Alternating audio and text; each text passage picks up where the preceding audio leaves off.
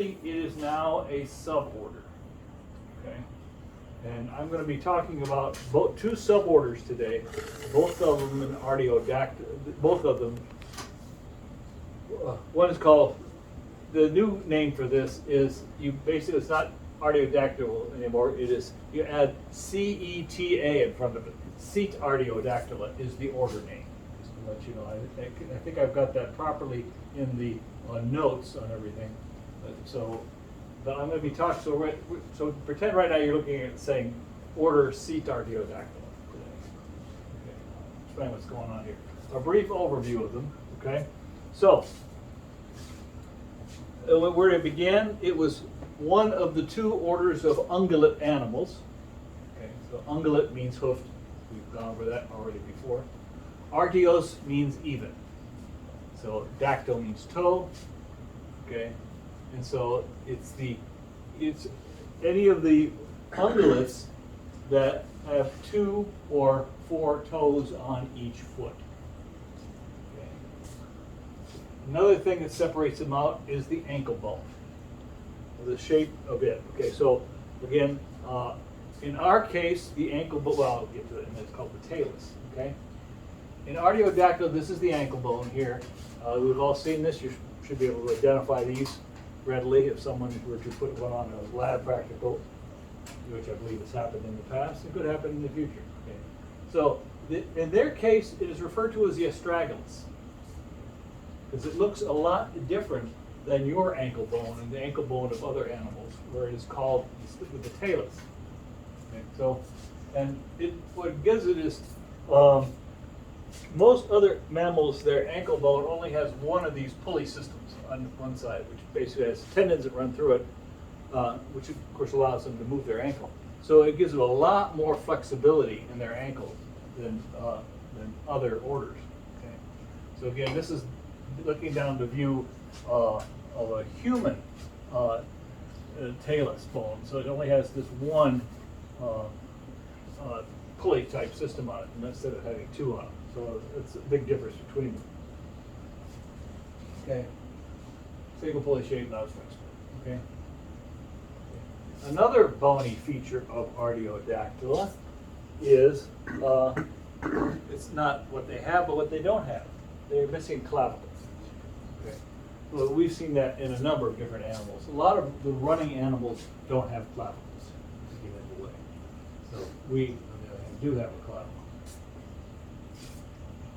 Okay. So who are these animals? Okay. So notice I'm going to be using the word classically.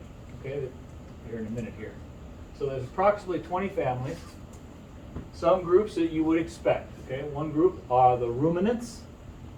We talked about them back. You all know about them. The ones with the 4-chambered stomach.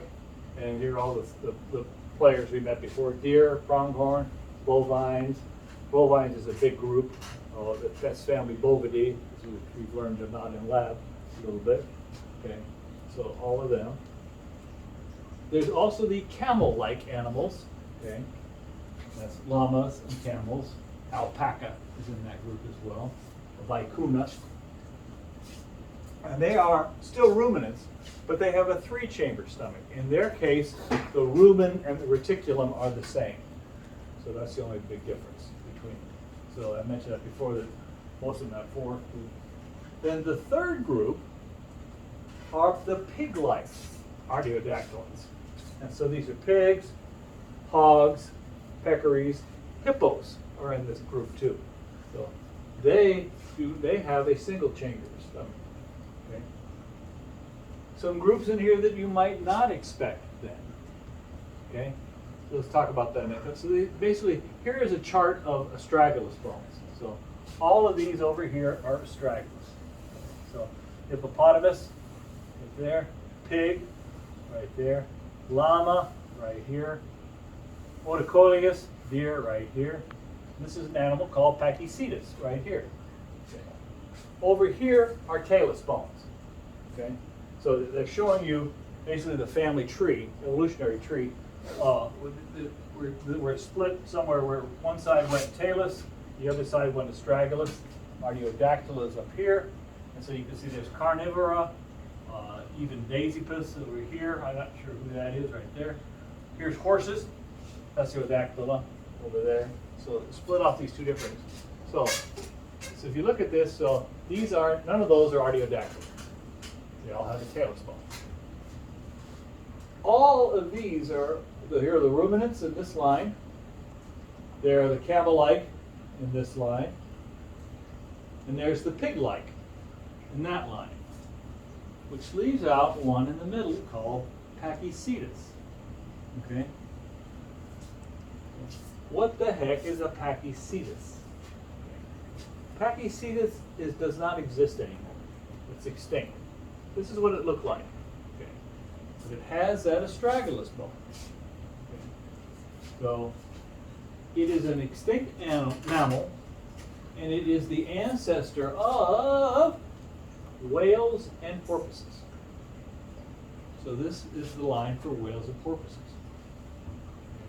They were known as that. So whales and porpoises were at one time used to be an order on its own called Cetacea. Okay, so Artiodactyla was an order, Cetacea was an order. Then somebody found Pachycetus. Okay, so that's now polyphyletic. If I want to count, so the ideal is so basically, if I want to count these two groups, or these four, into the same, into the same order, I've got to put in the relatives of Pachycetus too. Them's the rules. So right now, there were two different groups, polyphyletic. The fact that Pachycetus was not in here is paraphyletic. I'm missing somebody who belongs here. So basically, what this is telling us is that whales and deer are closely related, if you think about it. But you already know that. You can clearly see that if you ever looked at them. For example, see? They're closely related, aren't they? Is that a whale or is that a deer? Got that figured out. Okay. So I want to talk about, I'm talking about Cetartiodactyla. Okay, that's the order I'm talking about. I'm first going to do the suborder Cetacea. Okay, so that brings us up to speed then. I explained all this background. These are the cetaceans here. Okay, so that's whales, porpoises, and dolphins. Okay. Notice that many people think that porpoises and dolphins are synonymous terms. They are not. Okay. In fact, dolphin is a very problematic word. You know anybody to ever eat dolphin? Lots of people eat dolphin. Eat it all the time. It's also the name of a fish.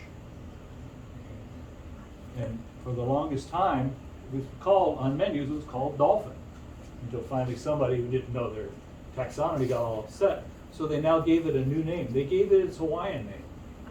Mahi-mahi. Yeah, mahi-mahi is really dolphin. But it's not flipper. Okay, it is truly as a fish. Kind of got a big old flat head on the front. Yeah. Okay, so whales, porpoises, and dolphins. So this group is fully aquatic. It means they never come ashore. I mean, we talked about Otobendidae and Ototaridae and Phocidae that do come on the land, and even the otters for that matter. But these are fully aquatic. Went in the water and stayed that, and they are built. You can see convergent evolution happening all over. They're built like fish. Okay, they have. This is a cut from the body of a whale. They have this massive layer of subcutaneous fat, so much so that it's often used as a commercial commodity here. So, blubber, we refer to it as. Okay. They have flippers, okay, on the front. No claws, but these are arm-like to the terms of homology. Those are very arm-like. This is a shoulder pectoral girdle here. No external claws. No, you don't see any of the bones on the outside. And their tails are called flukes. It's the proper name for the tail of a mammal or of a cetacean. It's a fluke. Okay. And of course, it is horizontal, meaning flat to the surface, instead of vertical like you see on a fish. And of course that's for propulsion. Then, so nares are the openings to the nose, if you remember that. Okay. So, in most mammals, the nares are anterior in the front end. Okay. Here they are dorsal and posterior. They face backwards and they're on the back of the head. So, some major big changes here. Some other characteristics of these groups, first of all, some of them use echolocation. Echolocation is using sound, throwing out sound. Your vibrations come back to give you an idea of distance and what's going on and what you're looking for type thing. So echolocate. Okay. And some of them is kind of cool that they can use that sound not only to locate the prey, but they can hit notes that stun their prey, which makes them a lot easier to scoop up. Brains are pretty huge compared to their body size. Okay. And we find all sorts of complex social behavior, levels of social behavior that rival those of the primates, which we already talked about before. Their dentition is homodont, secondarily. What that means is through evolution, Pachycetus was a heterodont, but through evolution, they've gone back to a homodont stage. Which, of course, let's just remind you that what that means. All the teeth look the same, and they got a lot of teeth. Okay, so if you look at the other eutherians, okay, marsupials, not so much. I mean, I think when it comes right down to it, a possum would rival some of these things for the number of teeth, not size, but the number of teeth on the toothed whales. Yeah. And some of them don't have any teeth whatsoever. Instead, they have this huge keratinized structure called baleen, which is a filter. Okay, so it comes out, and when they open their mouths, it strains the water. They can take in a whole bunch of water in their mouth. They close their mouth and squeeze the water back out, and anything that was in that water will get stuck on the baleen, which is how they eat.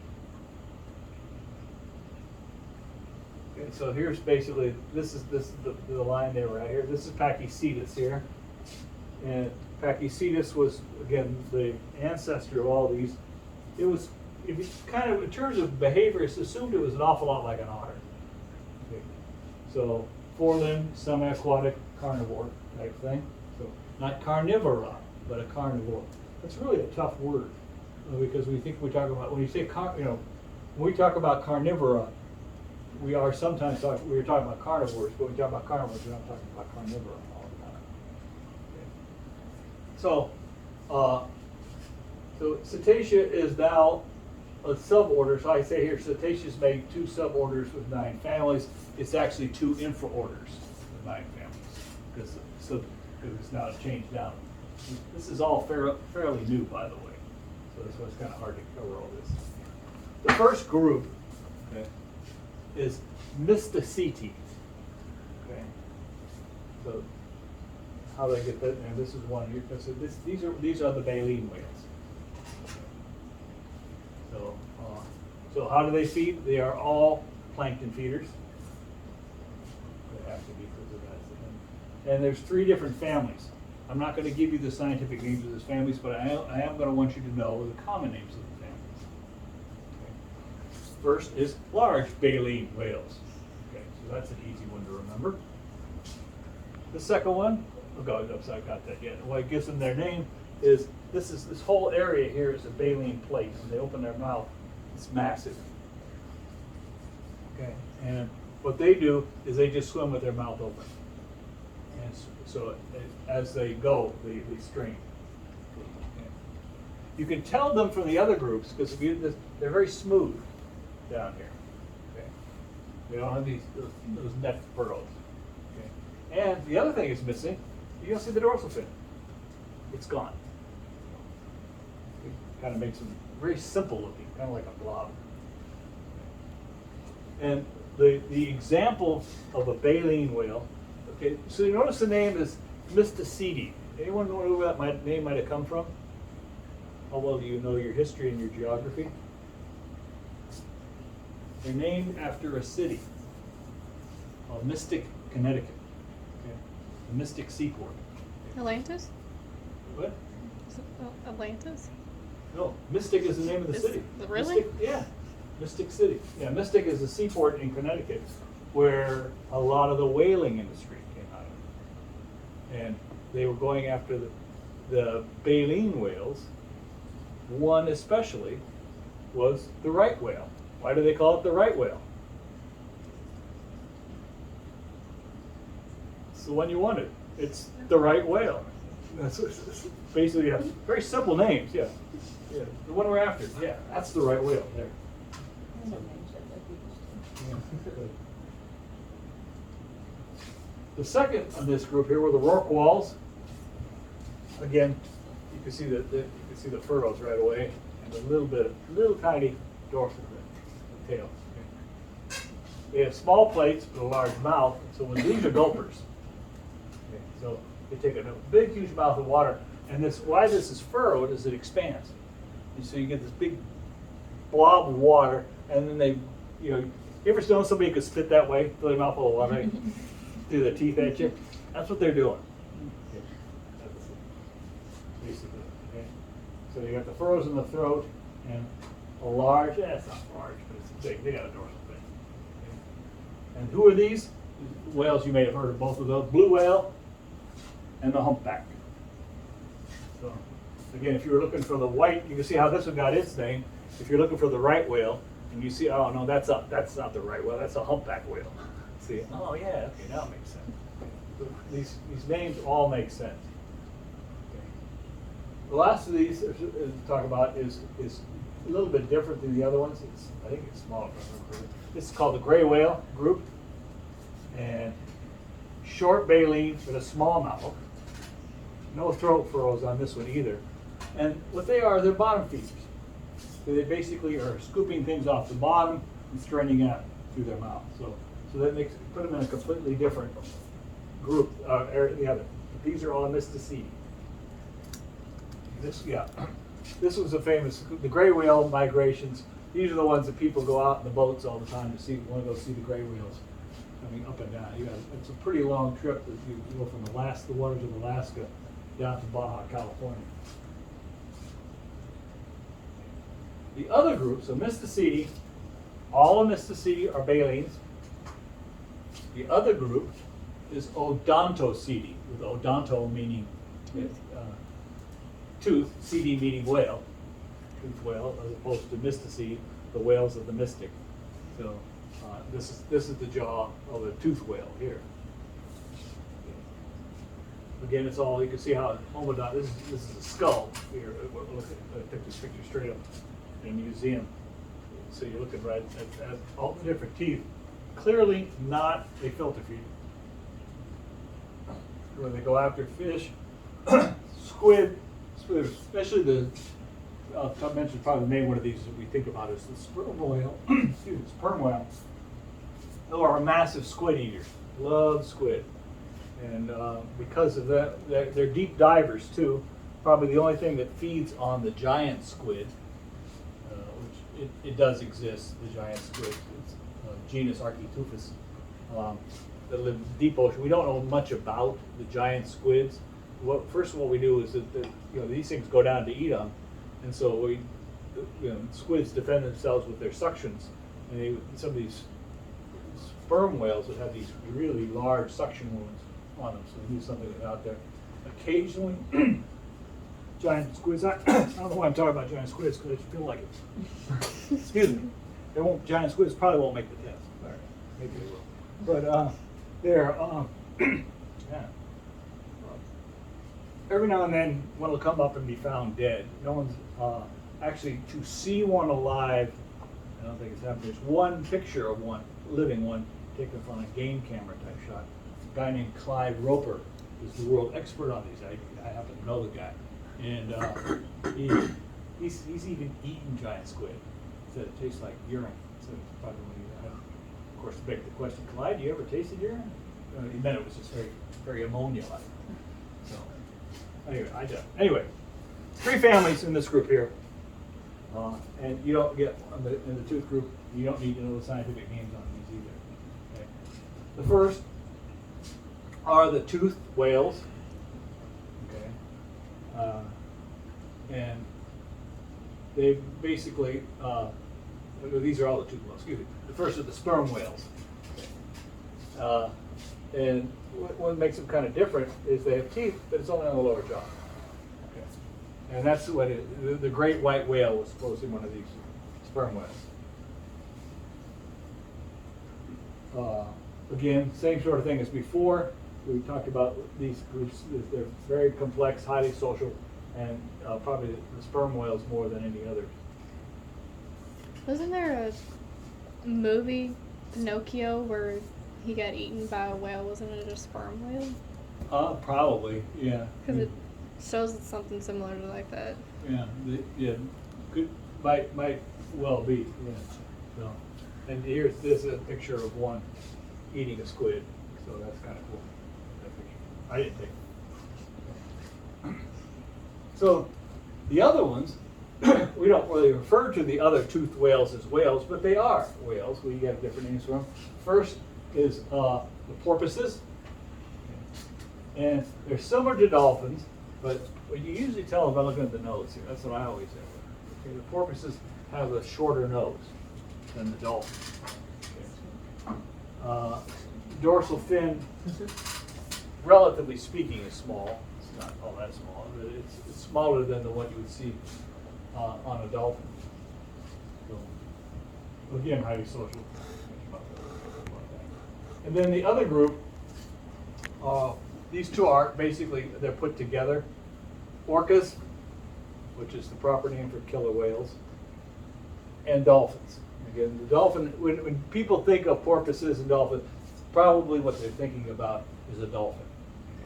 Dolphins have the bottle nose. Fast swimmers, leap from the water, of course, we do all that sort of things. They are carnivores and will eat all sorts of things, especially orcas. They're pretty good killers of things. And of course, so are dolphins. Will take pretty large fish. They hunt in packs and can cause all kinds of problems. So, again, their dorsal fin is going to be taller than that of a porpoise. Can't think of too much to do about it. Okay. Dolphins, bottlenose. Highly social. Okay. All right. So that finishes up the suborder Cetacea. Okay. I want to go back to the Artiodactylans that we know and love. Okay. And those are the terrestrial ones. Okay. So this is suborder Artiodactyla again. So I want to mention some of these families today. So the first family is Suidae. A lot of these we've had in lecture or lab, so I'm not too familiar here. That's a warthog there. Okay. So pigs, warthog are in that group here. Okay. So originally, suids were only found in the old world. So primarily they were Palearctic and Afrotropical, where you found them. But they are now cosmopolitan because we can add a new cosmopolitan player, and that's Sus scroffa. So that's pretty much everywhere now.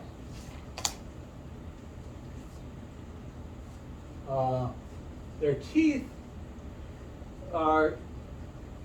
they're not homodont, but they're sort of like our teeth, okay? And the fact that they kind of all started to look together. Sure, your incisors are a little, your canines, but think of the difference between your incisors, canines, and premolars versus that of like a coyote. You know, they're kind of together. Their teeth have become a lot specialized. Of course, warthogs have some really weird things going on here. Okay, canines and incisors in both jaws, in many of them. Okay, we'll be talking about that in some. Suidae, yeah, I have that. That's going to be a point later on. They are omnivorous, and they have a single stomach. I've covered a lot of that earlier, so I kind of feel good about that. So that's Suidae. They're closely related to hippopotami. Okay, and again, the name hippo, so when you say, what is a hippo? And a lot of people say, well, that's that animal. Hippo means horse. Okay, so the primitive horse is Eohippus. When they've heard of a structure called the hippodrome. That's usually where people, it's like a horse arena. It's the proper name for hippodrome. But it's been tied with the word potamos, potamology, which is what I study. I study rivers, potamology. But so hippopotamus, so they come together. So, like a lot of people think rhino means horn. No, it means nose. Saros means horn. Afrotropical and semi-aquatic. So again, you find them on rivers primarily. Nice incisors.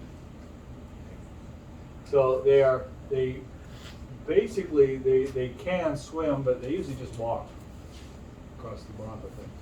They can hold their breath for pretty long periods of time. But for them, water is protective, not only from against predators, which they don't have a whole lot of predators, but also for their skin. So they only come out of the water at night and feed on plants. They also, again, non-ruminants. We already covered that earlier. And again, tusks in all the cases. I can't think of an example where a tusk is not a canine right now. I think they all are. They've got the 4 toes. Okay. Now the big family, okay. And that's family Bovidae. We run into this a lot. So that's sheep, goats, cattle, bison, antelopes. So it's a pretty large family. When in doubt, if you've got an Artiodactyla and you don't know what it is, probably guess Bovidae. So lots of species. We don't have to know all of them. Okay. So it was originally Nearctic, Palearctic, Indo-Malay, and Afrotropical. So the bovid family came over from Beringia, and that's how they made it into the Nearctic region. Bison type animals that way. But now we got a new player in the cosmopolitan list, and that's Bos taurus. Which anywhere you find humans, usually you're going to find Bos taurus for one reason or the other. They are in the ruminants, and I'm not going to spend any time talking about that because I've done that already. In this group, not everything has horns, but many things do. And if they do have horns, sometimes it can be both the males and the females have them, of course. And the horns tend not to shed in most cases. So that's Bovidae. This is not Bovidae. This is Antilocapridae, which we talked a lot about. There's only the single species in there, and that's the pronghorn. And of course, that we know where they're at. They are Nearctic, no place else. So they are endemic. And again, ruminant digestion. And the only mammal with a branched horn. So, we see branched head ornamentation on other animals. It's not a horn, it's an antler. So that makes them a little bit different too. And they do shed. So the sheath comes off of these. So they're just weird. So fast as can be. Tastes really good. Where'd you say they were endemic to? Say what? Where'd you say they were endemic to? North America. North America. 2 families. Antilocapridae and Aplodontidae. So I thought you don't typically shed one. You don't. It's just weird. So how is it a horn? It's because it's made of keratin and not bone. It has a bone core. Okay. These guys, just get them in there kind of quickly. Camelidae. Okay. Those are the camels and the llamas, just to mention this. We put some a few times in this class. They are Afrotropical and Neotropical, which is kind of cool if you think about it. Okay. Where did they begin? Nearctic. And we went extinct here, but they took both of the land bridges that we talked about before. one went from Thuringia, and it came across the other one. There's a Great Faunal Exchange down south. Okay. Ruminant digestion, large, extremely smelly animals. I'm here to tell you. Well, one of the first heads I did was that big camel head. I did it in this room, and people on the third floor were screaming. So, and it wasn't rotten. They just stink. It's amazing. The other family is Giraffidae, and this is in the family Giraffidae. This is an okapi. This is what they look like. Again, this looks like, I don't know, I got a lot of parts left from other animals. What do you say we put something together? Okay. If you look at it, it just looks really weird. But it's kind of pretty. You know? So, but of course the giraffes are in this group too. They're Afrotropical. Well, yeah, they got that little tiny horn-like structure, like you can see. I'm not sure it's even called a horn, giraffe. What you would call it, because it's always covered with fur. Anyway. Now I want to spend some time with the family. We are in Tennessee, and well, it's my class, and this is where I got my master's degree. So we'll spend some time on it with Cervidae. Okay. The family is Cervidae, as we call them cervids for short. What makes a cervid a cervid? Okay. So its males have deciduous antlers. Deciduous means they fall off at the same time of the year. So, okay. But having said that, it ain't always true. There are two very notable exceptions. This rule of only males have antlers is broken at least twice. Okay, I'll talk a little bit about that. The shape of the antler is often species specific. We talked about that in lab, or we should have talked about that. Okay. So, who's this? What species? White-tailed deer. Why do you say that? My answer would be because it's a white-tailed deer. But yeah, it's the antler, the tines come off a single beam. Who's this? It's a mule deer. Who's this? Moose. Moose. He's moose. Who was this? That's an elk. So again, all those are primarily, the antler shape is definitive in each time. Okay. Now it gets a little tougher. Hello. Mm-hmm. Is he tricking me? Is he showing me one from before? Looks like an elk. Looks like an elk. He's not elk. Oh, an elk. Okay. No.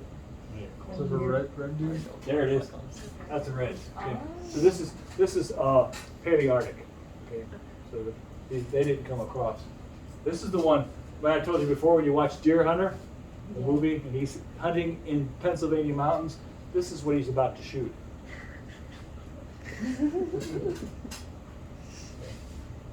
Here's a good one. The horn is real small. Just a point here. That's probably one maybe you never heard of. It's okay. That's a red brocket. And then a really weird horn is this one. Must be. I say I think it's, well, I've always known it was Chinese muntjacs. That's Notice besides the horns, what else do you see? it has. It's got tusks. It's got canines. doesn't it have like flaps on the top of the head that kind of open. I would think so. Probably got all sorts of weird stuff. I wouldn't doubt it. I don't know. I think I've seen a picture of one that did that. I think they did it for like either dominance or mating Good. strategy. But we'll talk about whitetails. Whitetails are full of places they open up to put out odors. The two exceptions to the male antlers. Number one is caribou, also known as reindeer, Rangifer tardinalis. We had that one earlier.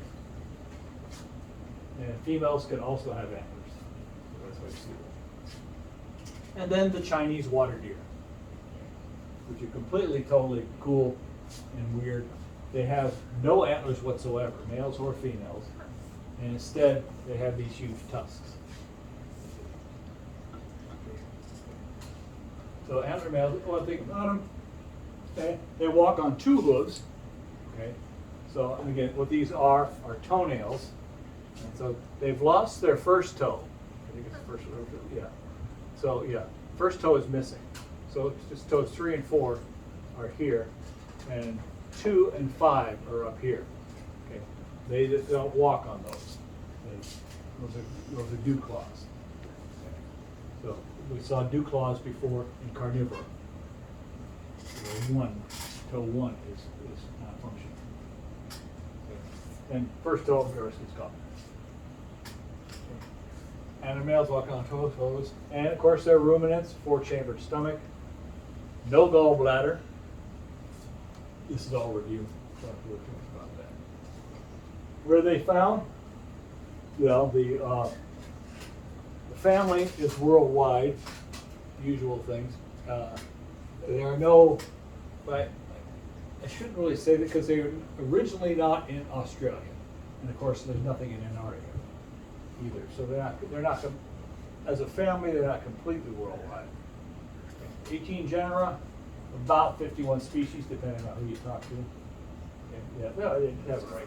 Native to all continents except Australia and Antarctica. Habitats, they are found, of course, in the Arctic tundra and all the way down into tropical forests. The muntjacs, the one I think about, and the red rocket, both are forest animals. Size range is pretty cool. Okay, we got 51 species here to go with. Okay. This is the poodoo. Okay. Cute, looks like it fell off a charm bracelet, doesn't it? It's a little tiny thing. 10 pounds is a full-blown adult. And who is the biggest of the servants? Moose. Is moose. Yeah. So moose are pushing a ton. So.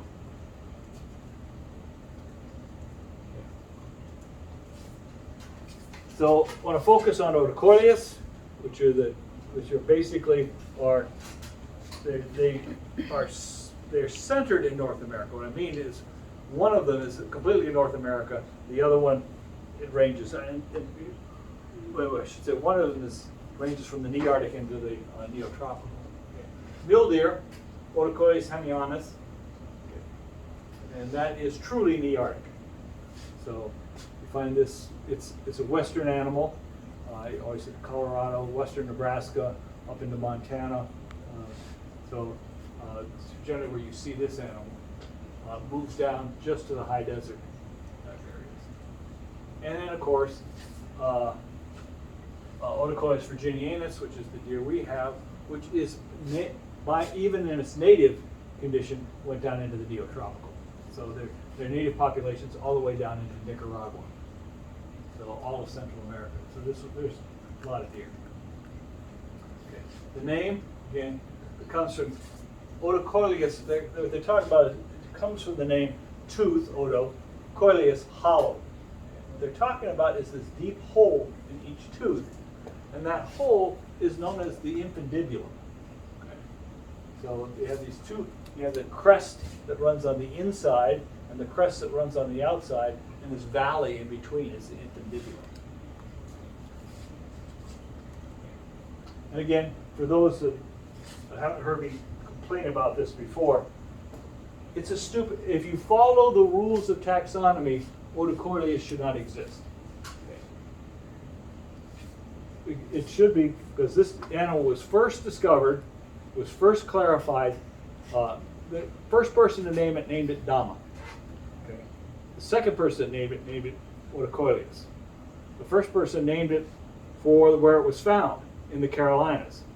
The second person who named it, by the way, was naming it from a bone, not from a living thing. Okay. You found it in Virginia. So by taxonomy, whatever the first name was, that's the one you keep. Okay. So it should be Dama carolinensis, but it goes by Odocoileus virginianus, and that's just the way it is. So it's just weird. It's one of the few animals I know where they didn't follow the rules.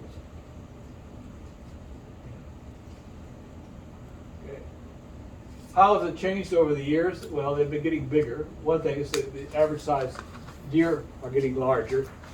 The other thing is the change in the weaponry.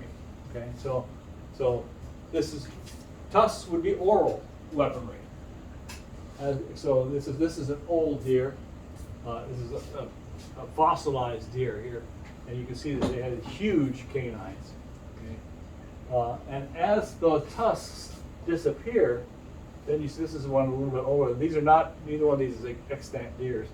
The cranial weaponry keeps getting larger. And so that's the evolutionary change, loss of tusks, development of antlers. The tusks aren't completely gone. Okay?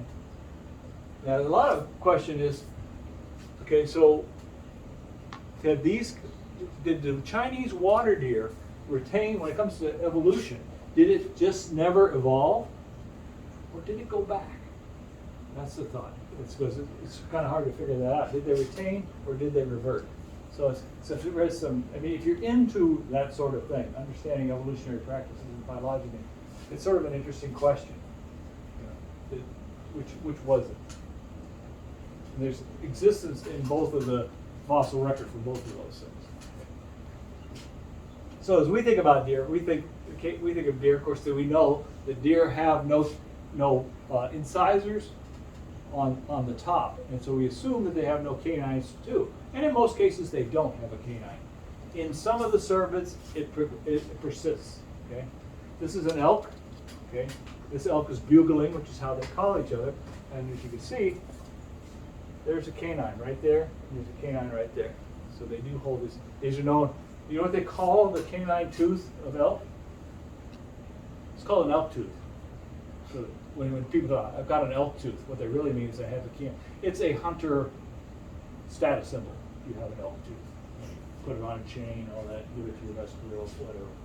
You have that sort of thing. Okay. So it's always seen in elk. Male elks have the elk tooth.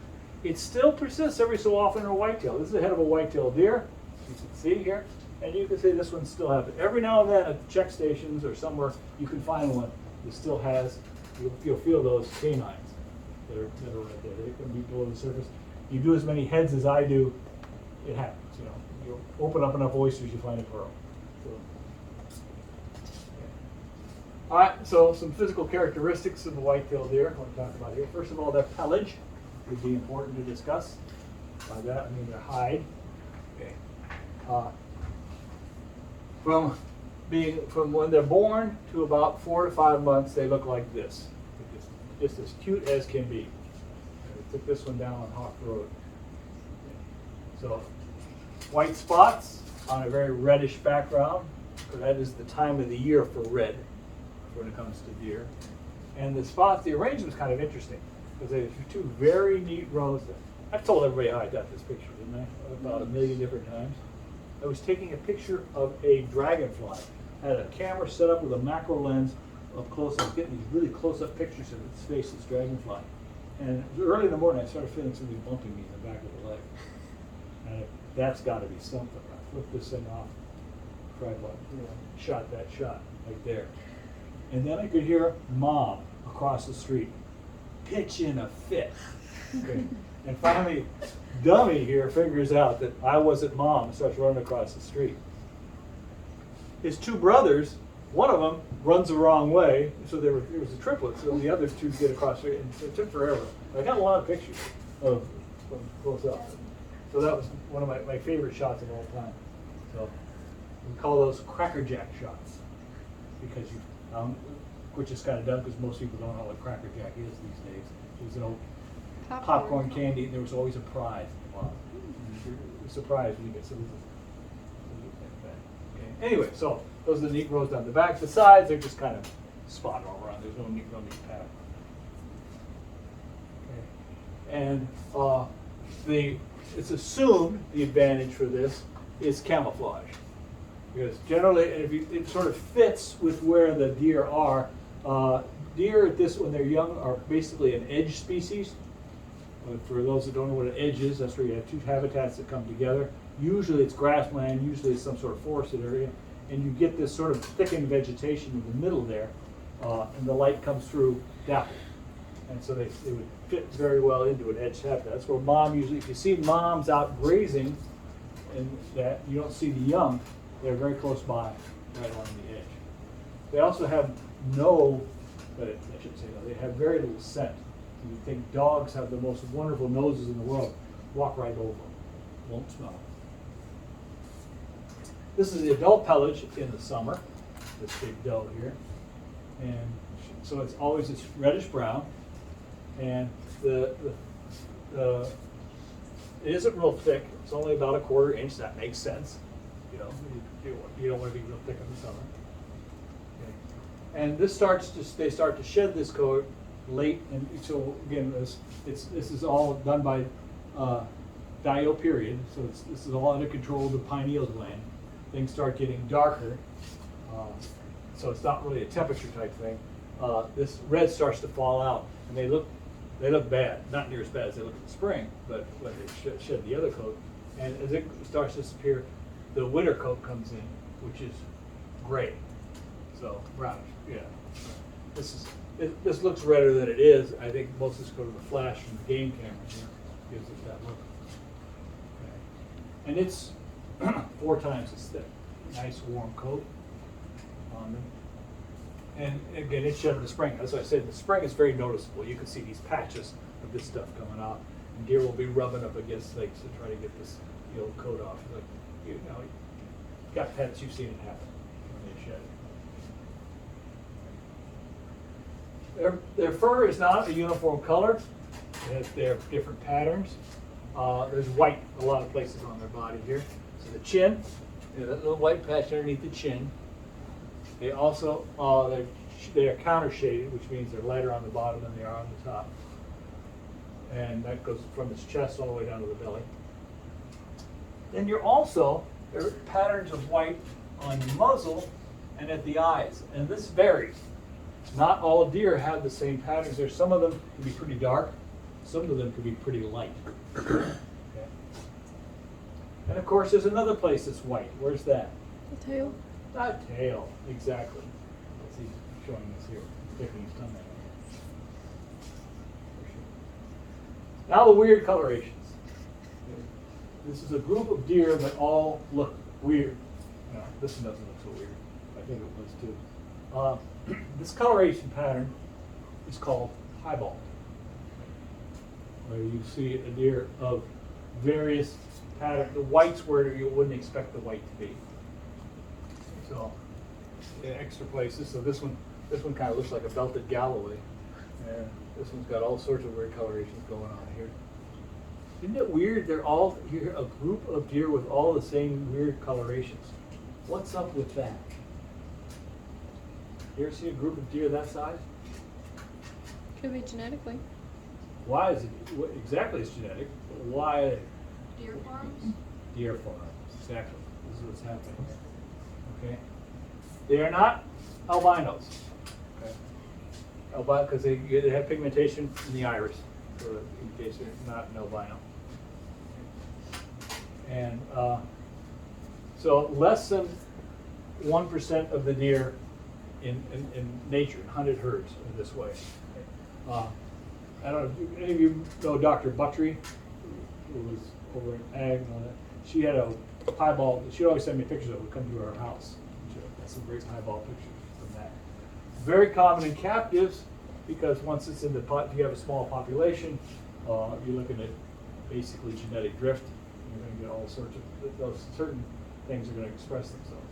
There's no evolutionary advantage to be piebald. It's just a big part of the population. So I know, at least with snake breeding, they'll use the term hypomelanistic. Is that the same thing as being piebald, or is that a different? Well, hypomelanistic is a much broader term. Okay. So all you're saying, yeah, it's I could see why they would use that term. You're not saying why, or anything, but hypomelanistic would fit in very well here for that term. Just because I'm about to talk about melanistic, so I'm glad you brought it up. So, okay. Next though is albinism. These are truly pigment lacking deer. This is an albino deer. Okay. More rare than piebald. Okay. What do you know about albino deer in Tennessee? Anybody? Then they tried to protect them as like a endangered species. The percent of white-tailed deer is increasing due to inbreeding of herds, as you said, captive breeding, and short-sighted game regulations. In Tennessee, it is on the books. You shoot one of these, you're in trouble. Why? Because it looks pretty. Sounds good to me, because I don't got no answer. As far as I'm concerned, that thing should be shot just as fast as anything else. You're keeping, if you have an animal, and again, this comes back to genetics. If you have an animal, just like, especially the snake world, okay? Where in the snake world, I don't, I'm not going to go down that road. I have a real problem with albino snakes and the orange ones that some people hold in their pictures. Yeah, there's a real. Why are those snakes? What's the I've problem? never done that. What? Huh? Okay. Anyway, We're on the same. there's what when you're seeing this is an announcement saying that this animal is a production from interbreeding. So what? What it means is it's expressing a lot of homozygous traits. There's a lot of lethal homozygous traits in the world. And so if it's got this, it's probably got other ones. So what you're doing is you're hurting the overall population by allowing, they're not saying go out and shoot these things on purpose, but if one of these walks in front of my 270, why can't I? But anyway, but again, the whole reason is it comes up the rule, why deer are protected, it's the rule of the great white hunter. Again, the great white buffalo type thing. I was gonna say, kind of building off of that, at least with snake breeding, snakes that are like bred to be albino tend to have more neurological issues and more digestive Yes. issues. Yeah. So it's Yeah. kind of breeding yourself a Yeah. big fat bill. Yeah, the reason why they're not purposely inbred. The reason is just the breeding population is captive. It's not that other way. 'Cause I used to breed snakes. Okay, I bred Okatee corn snakes, Oh. all caught, wild caught, then bred with each other, and then the young were sold off and not rebred. When my son used to breed them for 6 months, and he went to college, then I bred them for about 8 years. So, but yeah, I missed that. It was fun. Anyway, okay. The last of these then is melanism. This is a melanistic deer here. So again, melanin, we know what that is. That's a pigment which that colors skin and any sort of keratinized tissue, hair, skin, whatsoever. And mom is melanistic. She has melanistic traits, but she's not fully melanistic. So she would be hypermelanistic. But this is true melanistic here. This is and when it comes to rarity, this is the rarest of all. You much like find an albinistic deer than you would a melanistic deer. Okay. So they don't have any of the sort of the white-tailed deer patterns. Because this is a fawn.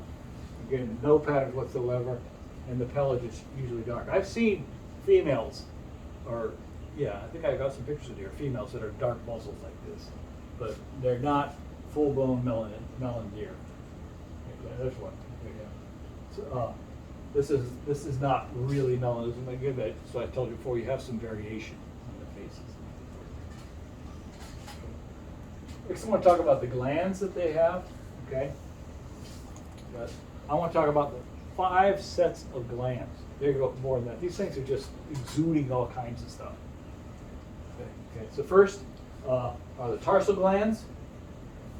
So remember, these are the tarsal bones right here, metatarsals right here, and then metatarsal, there's only one, and then down to the phalanges. Remember, that's not their knee, it's their ankle. There's a metatarsal gland. That one we see it's really pretty easy to see. A little hole right there. So this you can always the tarsal gland. It looks like a big thick hunk of hair. You see that if you dig through it, you can find the opening. Metatarsal gland, you see more of the opening than the hair itself. there are interdigital glands. If you split the front toes apart, you can see this little tiny sac-like, little tiny slit-like area between their toes. Okay. Preorbital glands. Okay. So it's basically where if you think about it, your tear duct is a preorbital gland. So it's basically similar to that. And finally, forehead glands. They come between, so the two, where the where the antlers attach to the skull, that connection is called a pedicel. And so they have glands right between the pedicel. What are the functions of all these different glands? Okay. Well, it's all pretty much communication. Tarsal glands, both males and females have them, or at least we assume it's communication. Okay. And stuff that comes out of here is kind of smelly. So it's a secretion that comes out of there, and then what they do is everybody produces that, but then they urinate on their back legs. And so the mixture of the urine and this odor says who I am. It's their social security number. Okay. So and then no worries who's been where, whatsoever they smell and keep that going on. Metatarsal glands, they're kind of weird. Okay, they don't have an odor, and what they do is really unknown. So nice big gland right there, but no one really knows what it does. There's the interdigital gland, right there. Okay, and it makes perfect sense. You imagine as a deer is walking, sooner or later, something's going to go between its toes. It's going to rub up against those sort of things. And so it marks its trails that way. Also, kind of stinky. If you ever smell a deer's foot, I think I'm the only person in the world that does things like this off a dead deer. It really stinks. Okay. The preorbital gland. What does that do? Again, everything I shown here is males and females. That both have them. Okay. And again, it's going to rub those. It's just another way of telling who it is. It works a lot like the metatarsal gland. Now the forehead gland. Remember, it's between the pedicels. Well, only the males have pedicels. Only the males have forehead glands too. And if you think about a deer during rut, it's always rubbing its head, polishing its antlers. At the same time, it's using these glands. So they are sweat glands. Don't worry about that. I didn't go into detail on the sweat glands, so you don't go into all those terms right now. Okay. And so again, it's showing it's where it belongs. The antlers, of course, again, they are made from bone, and they are attached to the frontal bones. We went over that in lab. When they grow, early on, they're covered with velvet. In other words, so it's just like any bone is covered with flesh. So that's what they're doing. Highly vascular, lots and lots of blood to these things, and lots of nerves among these deer. They don't want those touched. Don't touch the hair. Don't touch the hair. Type thing. Stay away from it. In fact, when they're in velvet, the males get away from the females. They kind of hang together in a group. I won't touch you. You don't touch me. You got it. And then so they stay completely away in these sort of male groups. All this in this period here. Of course, all that blood is providing nourishment so that the bone can grow. It's extremely fast growth rates. Like there's some people who study cancer, study how fast, it's the same thing if you think about it. The growth rates of these things, to be able to grow something that fast, it's a cancerous growth, really. They look lovely when they start to shed. All this sort of stuff comes tearing off. And if you think about this is a giant wound on their head. And so this is another big problem. You get those who are also taking my med-vet entomology class, we talk about this. And at this point they can be attacked by screwworms, which will come feed on these little areas and cause all kinds of problems. In fact, the key deer in Florida are having a problem with screwworm infestations, which is a horrible way to die, as these little tiny worms, which are worms are actually the maggots of flies, are eating into your brain. So anyway, it sloughs off, and they do as it sloughs off, you see that the antlers are extremely knobby and kind of rough, and so it has to be polished. So that happens next. Males only have antlers. Having said that, it's not uncommon for females to have them. Every now and then, it is uncommon. You'll see it again. If you see enough deer, I ran check stations through college, and where we would see 800 to 900 deer every 3 days. You sooner or later will find an antlered female. You do that sort of thing. So again, they are deciduous, so they drop off. Even though if you see them in September, October, November, you can hit these things with a hammer and they're not going anywhere.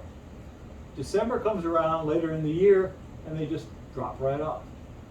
So this is one that's lost one of its sheds. Okay.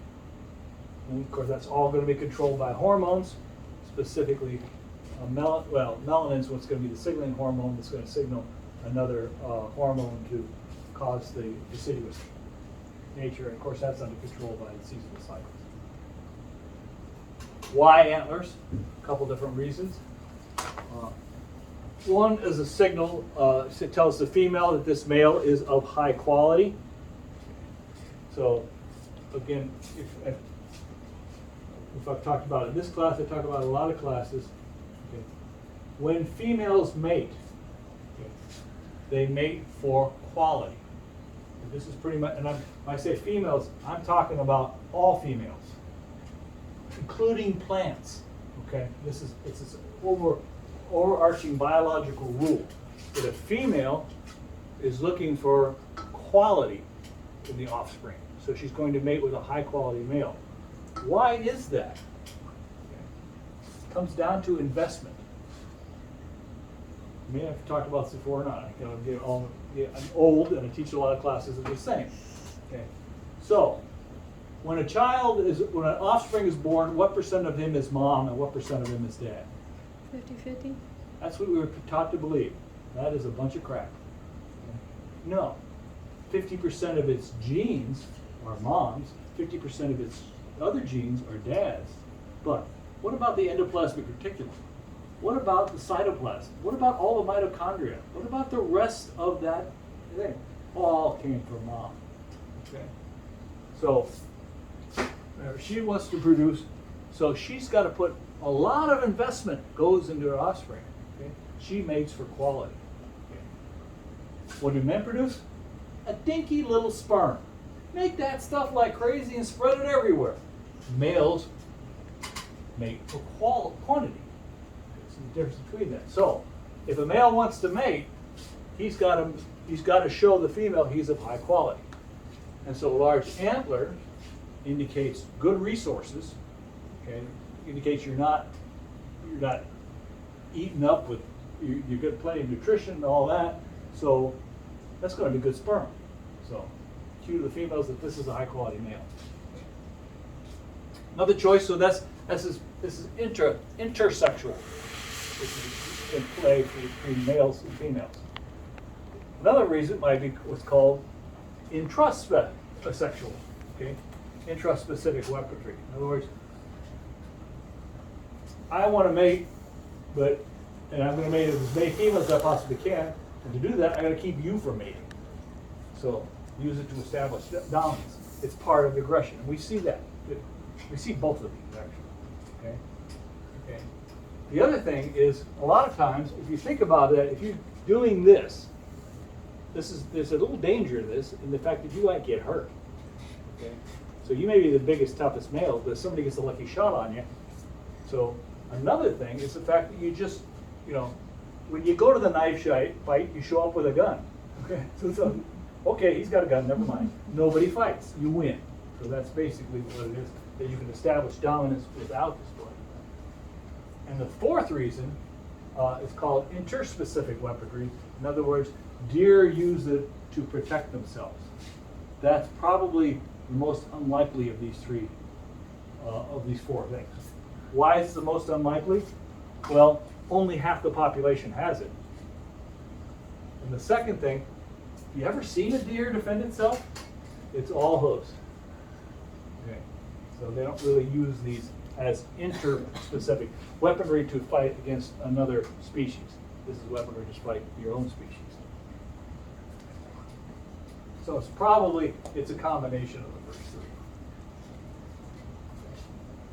Last little bit of it, just, okay, I'd like to deal with this, okay, so growth of the antlers changes with age, but it is not indicative of age. I hit that all the time. Oh, look at his rack, you can tell it. You think he's 2.5, but that's a 3.5 rack. What a load of crap that is. Okay, you can't tell that. Okay. So this is a buck fawn, and you have the little lumps on his head. And if you go over some of the skulls that I have, you can see with some. These are called button bucks. Button bucks about a half year in age. This is a yearling rack.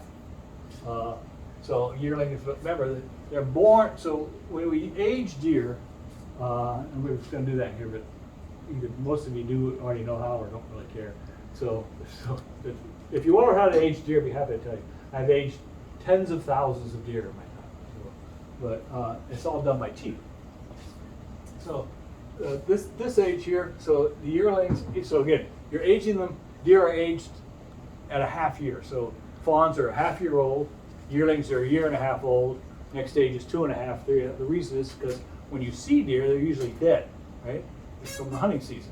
Well, they were born birth is 6 months before hunting season. So that's why everything's aged at a half year. So 18 months, 1.5. Getting to the point was the racks tend to be small, but the beam is real thin. That's what I always notice about them. So you can have, I've seen 6 points, I've seen 8-point yearlings. The farther north you go, those are pretty big deer at yearlings. Because you can, down here they don't get that big, but I think when I did all my deer work in Illinois, you got some pretty big racks in northern Illinois. Older deer, the racks do get larger, but they get thicker. So you start noticing the time. I assume this is something 2.5, 3.5, 4.5, somewhere in there.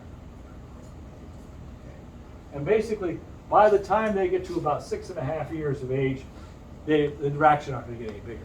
They may change the number of times and all this, but that's the mature rack. So the idea, he was 8.5, he was the size of the rack. Well, he could probably have the same size of his rack when he was 4.5. You just didn't shoot him then. So, but again, so that's why we depend on the teeth and not anything like that. So regardless of what you hear, antler size itself is not a reliable indicator. I'm going to stop right there. That's enough for one day. I was going to talk about age and growth cycle, but we've really covered that already. So. Okay, so that's what I wanted to talk about today.